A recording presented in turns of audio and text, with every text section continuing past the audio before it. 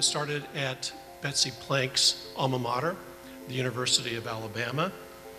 And the center is led by 22 dedicated volunteer board of advisor members who are both educators and practitioners.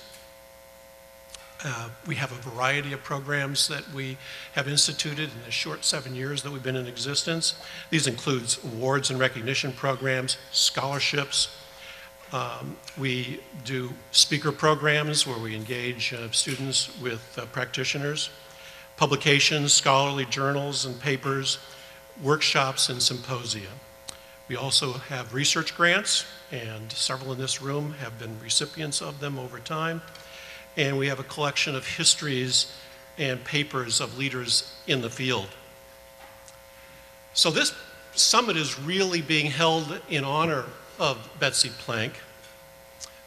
We had to do this because Betsy, probably from day one, said, "I want to do this."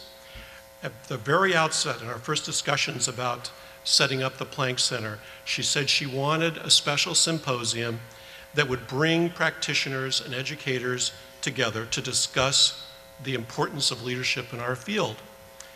And she believed that what we're doing today, she believed so much in what we're doing today that she made a bequest to make sure that it would happen. And she would be thrilled with what we've been able to accomplish at this meeting. Leadership, in fact, research has been the center of, at the focus of the Plank Center since its creation in 2005. We took a close look at the literature then and discovered, to our surprise, that only a relative handful of studies had been conducted about leadership in communication management. There are, of course, thousands of books and articles written about leadership more generally, but only a handful in our field. So in the past 5 years, the center has carried out or funded 20 studies about leadership in communication management, about double the number actually that previously existed. These have been important studies, but nevertheless they've been quite modest in scope and they have focused exclusively on the United States. So we decided about 18 months ago to take a much bigger look at leadership in public relations. After all, we live and practice in a high-speed, complexly interconnected global world. So we wanted to take a global look, a global picture of what's happening in practice, as well as the changing context for practice. So for the next 90 minutes, we're going to share with you our key findings from this very large study of leadership in public relations. We'll do so in 8 small bites of data. The truth is the data set we have is vast, it's almost overwhelming, so we're going to share with you today just some top-line perceptions about that data set.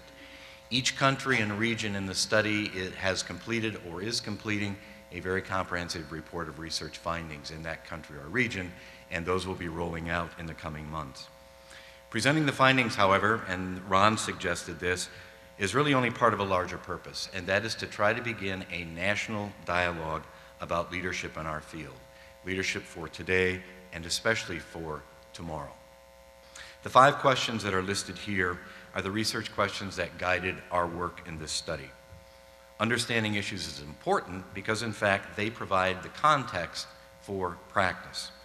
In a recent Harvard Business Review, James Rosebush claimed that great leaders are in short supply today because the context of leadership has changed dramatically. Leaders no longer have superior information access and control, and institutions are no longer revered.